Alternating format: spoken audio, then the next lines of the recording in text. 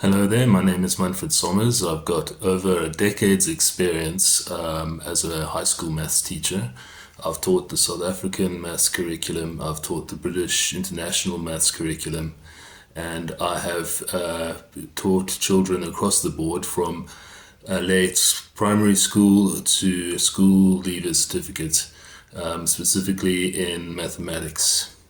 I have also recorded a short lesson, which I have video lesson, which I've done just to give you an idea of what my teaching is like.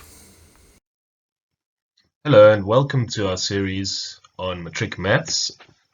Today we're going to be dealing with sequences, and more specifically we're going to have a look at arithmetic, geometric and quadratic progressions.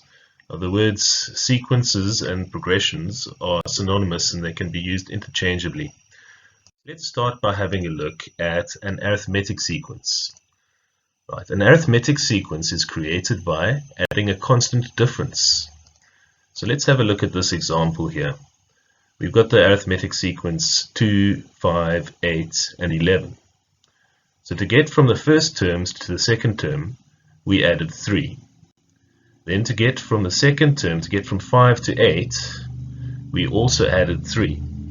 So you are adding 3 to get to the next term in each case. So this is an arithmetic sequence with the difference. We use that variable d for difference with a constant difference of 3.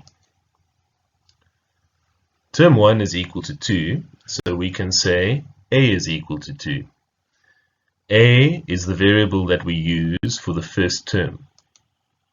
So let's have a look at the general term of an arithmetic sequence.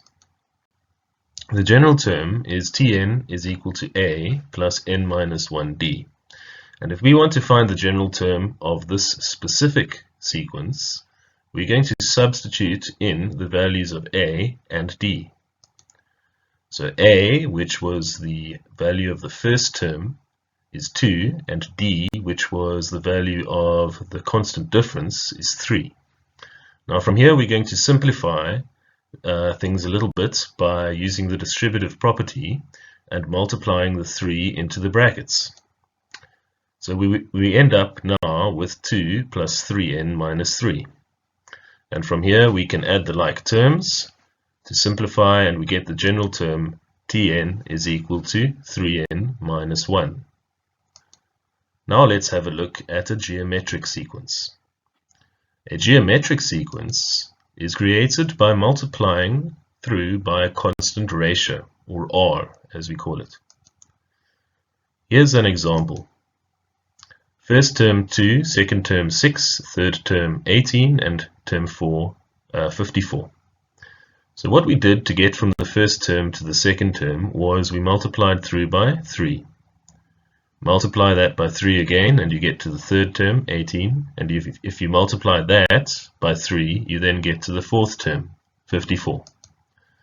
So this is an example of a geometric sequence with r equal to 3. That's because the constant ratio is 3.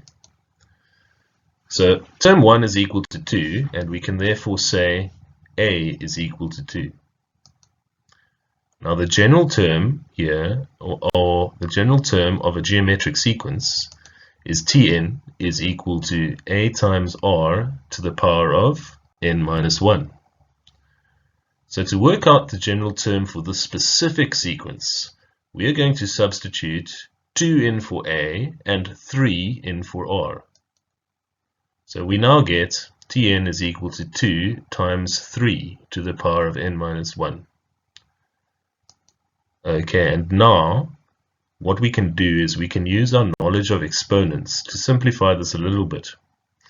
So we've got 2 times 3 to the power of n times 3 to the minus 1.